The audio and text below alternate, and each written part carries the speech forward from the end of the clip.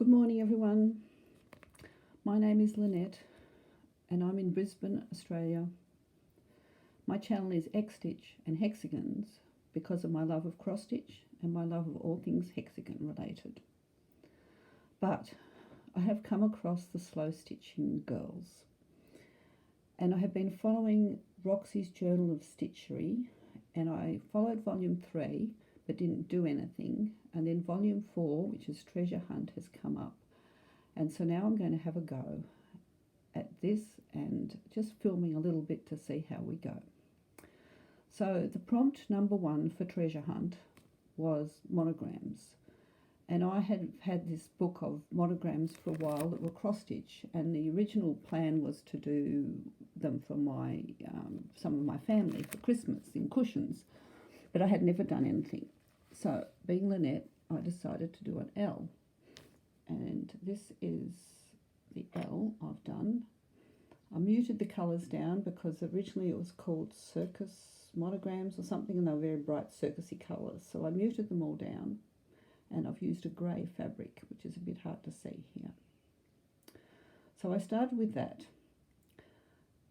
and then I also found this a bit later on, which I still haven't taken out. It's a handkerchief in my collection of handkerchiefs that have moved from the handkerchief drawer to the stitchery basket. So that's a lovely L on there too. So I'm still working out what to do with that. Then prompt 2 came out, which was favourite lace. And I found this ball of lace, and this is grey.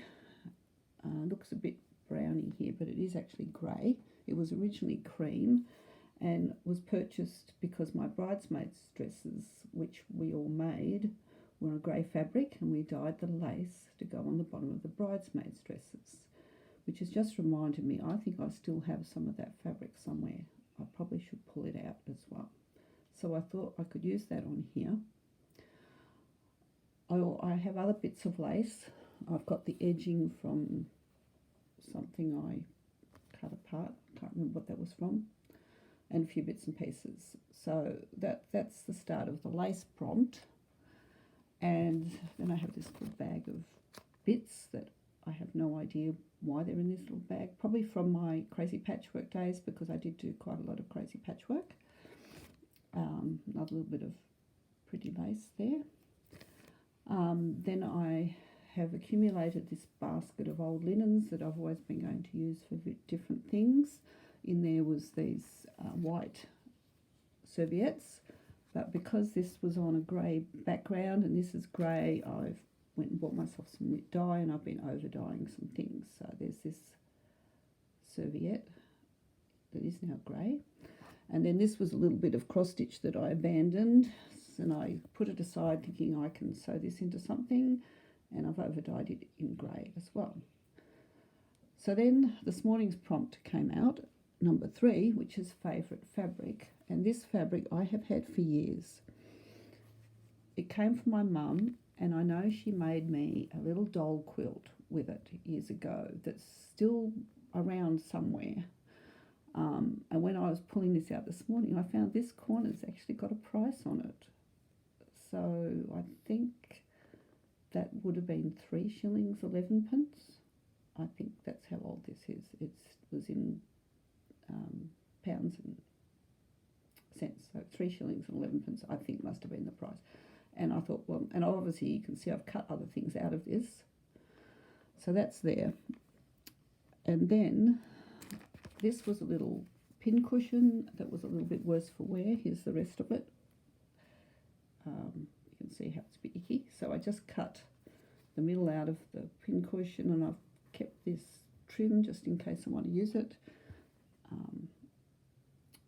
And I'm going to use this on here as well. So what I thought I'd do with this is make it into a circle. So I thought I'd show you how I do this.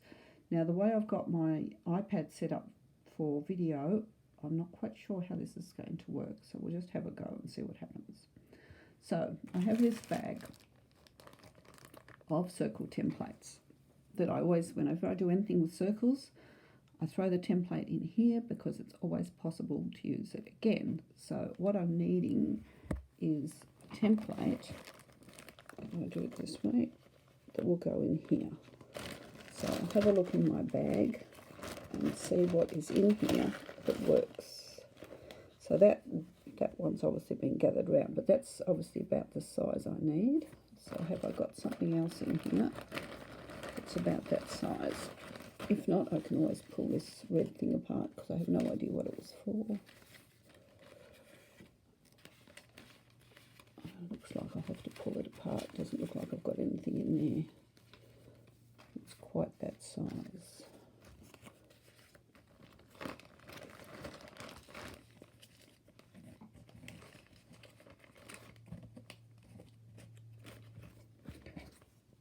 I'm just going to give that a quick press because I've got the iron on.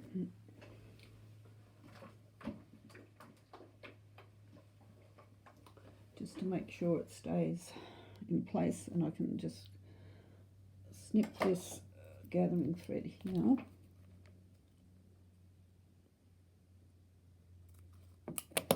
Pull that out. Actually, I probably didn't need to remove the gathering thread, but I have now. I'll throw that back in there, and we'll use this for this. Will it fit? I think that'll be all right. So then what I do is I get my other scissors, which are hiding, and I'll just cut around it with reasonable amount of seam allowance, because you need a reasonable amount to give you some wiggle room. I find if I cut it too narrow, it never works.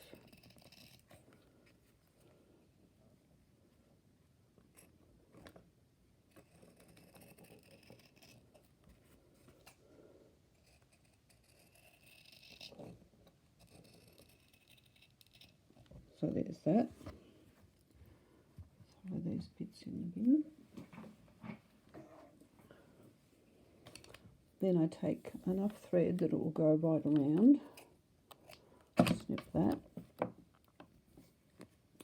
Find a needle.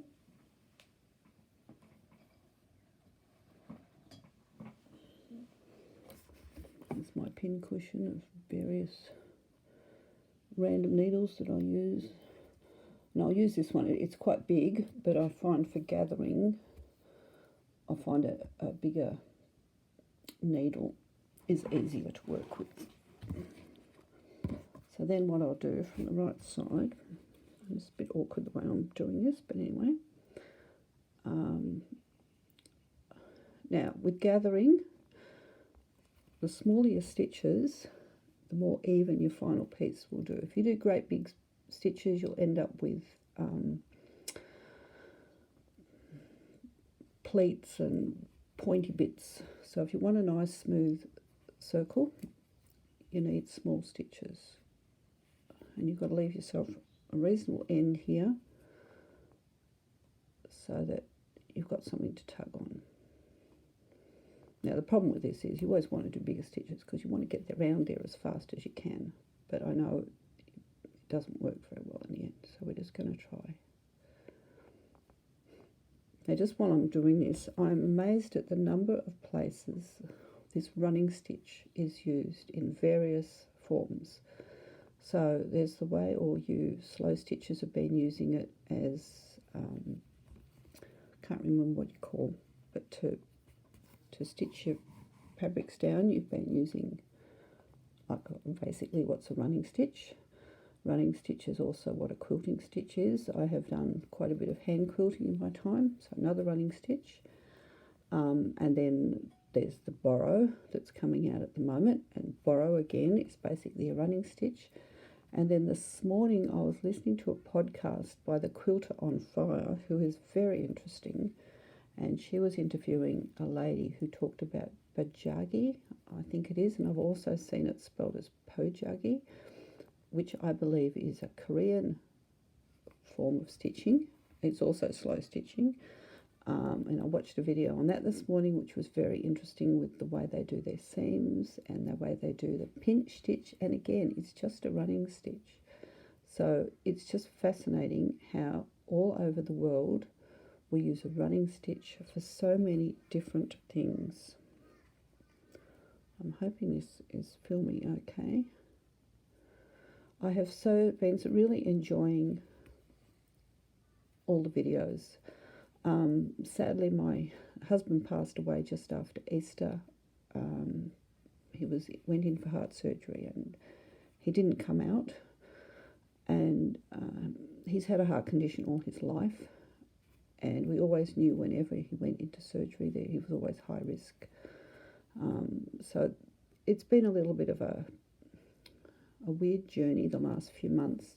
And I must admit, watching videos and listening to you all chat has been really, really helpful. So there's still a lot of things to be sorted out, but we're getting there slowly. And I just thought it might be really good for me to take some time to do something different from my normal things. I do a lot of knitting. I've been knitting a cardigan. Just got the sleeves to go.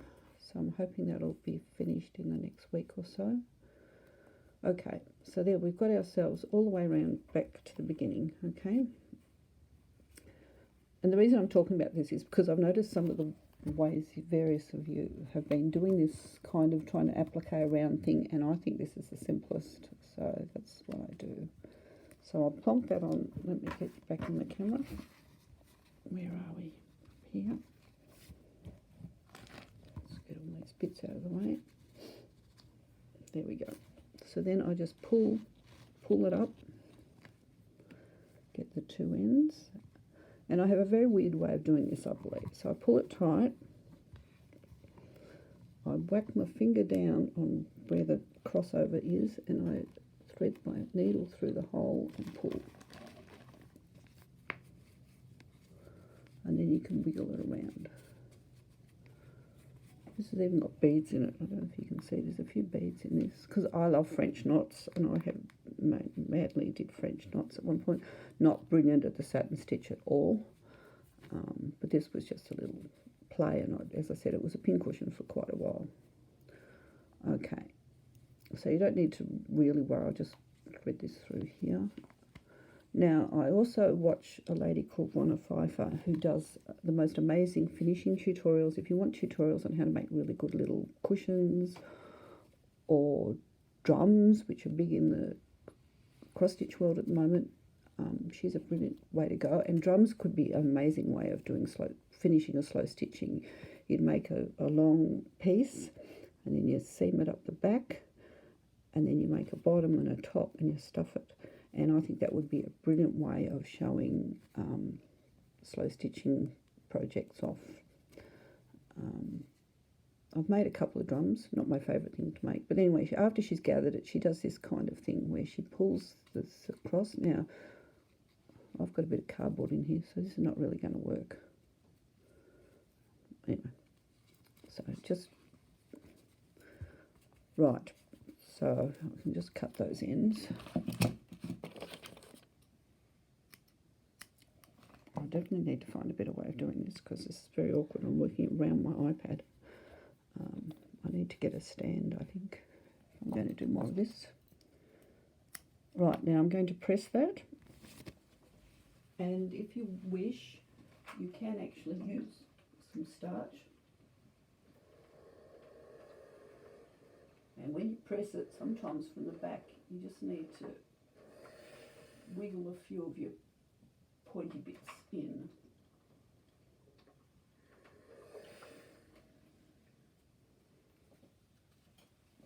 So that's pressed. Now I'll leave that cardboard in for the moment, but when I actually go to stitch it down, I will take the cardboard out. Okay, so let's just do a little play here. And I'm probably not going to do a lot on camera because it's a bit awkward and I need to work out a better method. But I worked out, I used a little bit of, I cut my cross stitch down, and I had a play. I don't know where the piece, oh here it is. Oh, I don't know where the piece has gone, but I did a diagonal cut. So when I cut this bit, I went straight through those squares on a diagonal. That's how I did that. Now I think this is still too big, so now this thing here that I'm on, I need to pull all this out to show you what I'm doing. This was actually a hand towel, and I think this is huckleback fabric, which is, huckleback is where you weave your threads in and out the weave of the fabric, but it was a hand towel.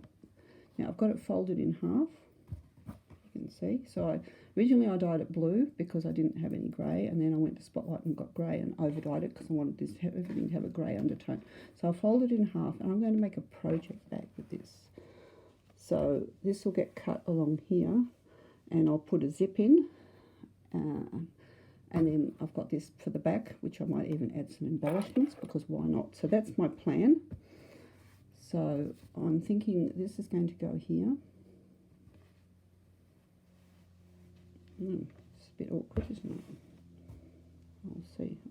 Might have to move my iPad in a minute when you get the bed made. That's going to go there. Then this morning I just laid this just to see across here. And I actually quite like that diagonal kind of look. So I might do something like that. Then I had this, which I'll also cut down and fray the edges of.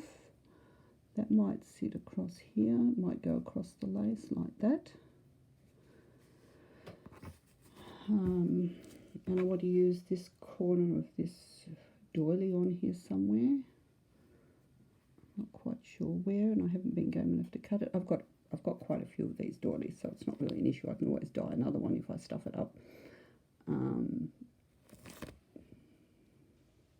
Maybe I will just cut across the corner of that. What have I done with my scissors? Big blue, yeah, I buried them. I buried them under my circles. Here we go. So I might just press it first. I like to press things because I can get the lines straight.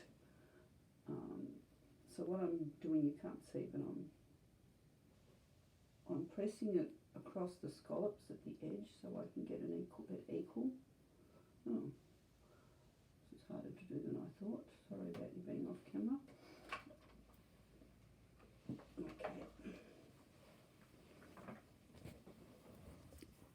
So I pressed it so that you can see the scallops are sort of even. Sorry, I can't get it all in there. There we go. So I'm going to cut across that fold.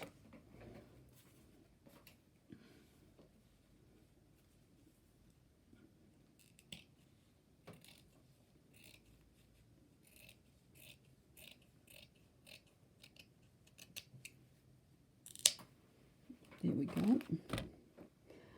So this will, you see I've drawn a thread on this to keep that even, so I'll probably cut across there.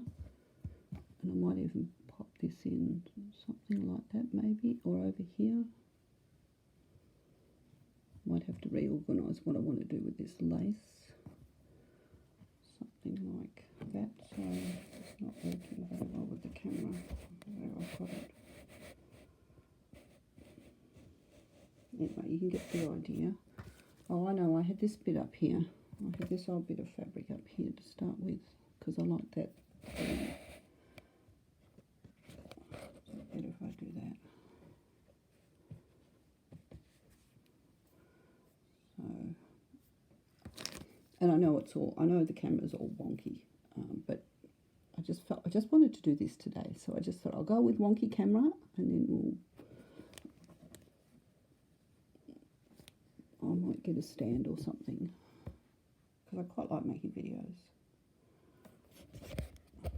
I thought I had it all in focus at the beginning. You can sort of see what I'm doing. And my little round thing. Let's cut the bottom off this. So I'm going to cut along that drawn thread, which is, if you want to get your linen straight, you draw a thread and then you cut down that groove where the thread was. This bit of fabric, sorry,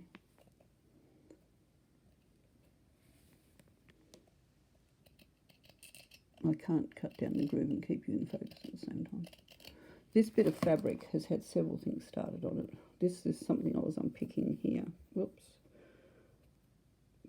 That's why it looks like that.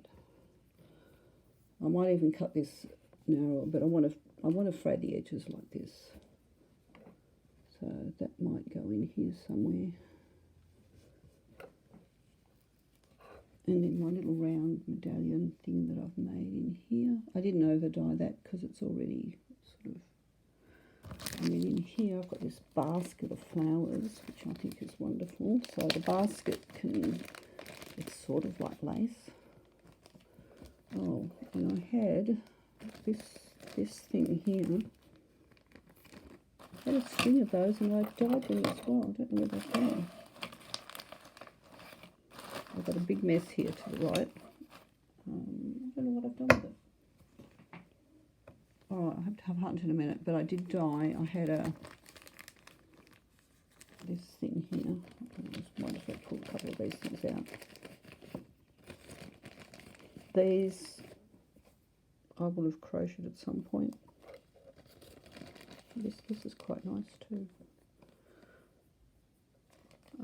But these came attached like a length, and I've dyed about that much of it. Where are we? About this much of it. About 6 or 7 of them grey, but I don't know what I've done with it. So I have to find them.